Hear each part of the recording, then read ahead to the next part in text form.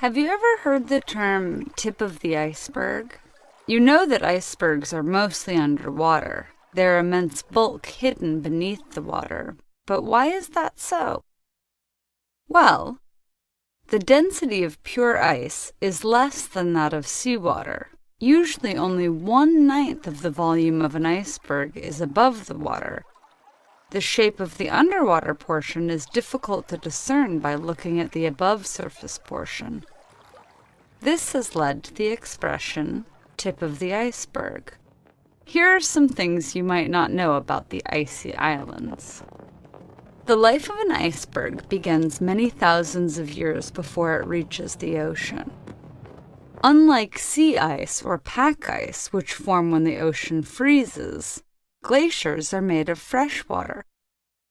For thousands of years, these glaciers build layer upon layer of ice, constantly compressing, moving, adding snow, compressing, and moving again as they inch along like a frozen river. It is the force of gravity that pulls them towards the sea, where a glacier may calve off to become an iceberg, or continue to spread out as an ice shelf or an ice tongue. Once an iceberg breaks away from the glacier or ice shelf, it will usually live for 3 to 6 years floating around, carried by the currents and tidal movements of the ocean. As it floats along, it is battered by waves, melts, and smashes into land and sometimes other icebergs. Some icebergs are so unstable that they have more dramatic ends, heaving up, collapsing, and sometimes even exploding. And as they fall apart, many icebergs make all sorts of strange sounds. When a piece of iceberg melts, it makes a fizzing sound called bergie seltzer. This sound is made when the water-ice interface reaches compressed air bubbles trapped in the ice. As this happens, each bubble bursts, making a popping sound. There are 6 official size classifications for icebergs. The smallest icebergs are called growlers. They can be up to the size of your car and are very dangerous for ships and boats because usually they sit just at the waterline where they're not easy to spot. Next are the bergie bits.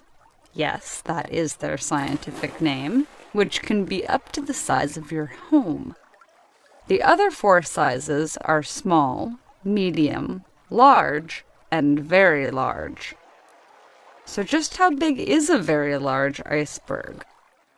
Officially, any iceberg looming larger than 270 feet high above sea level and 670 feet long is considered very large.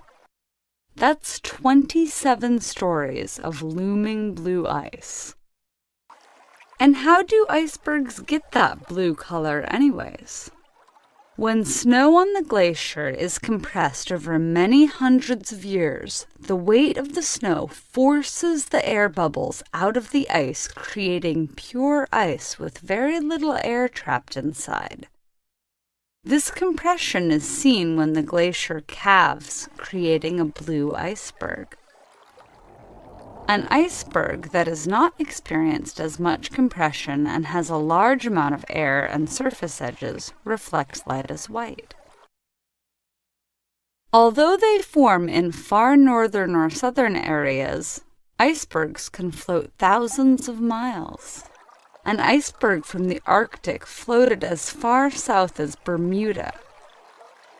Antarctic icebergs are mostly trapped in the circumpolar current, never giving them a chance to float north. However, they have been known to interrupt shipping lanes between Australia, South America, and South Africa.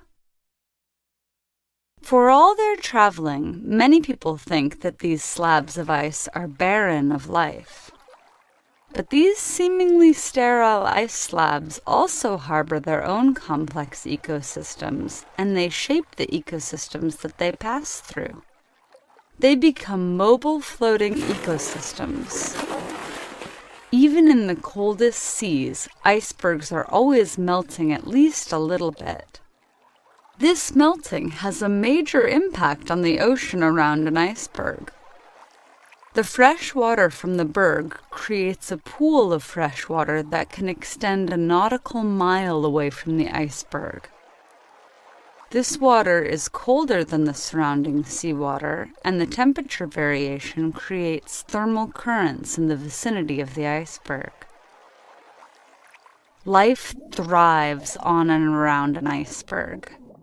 Young ice fish hide in small ice holes to avoid predators, while a variety of invertebrates like jellyfish and siphonophores congregate in the area. Many of them come to feed on krill, tiny shrimp-like creatures. Snow petrels nest on the icebergs and feed on the sea life nearby. Whales and seals and penguins seem to like them too.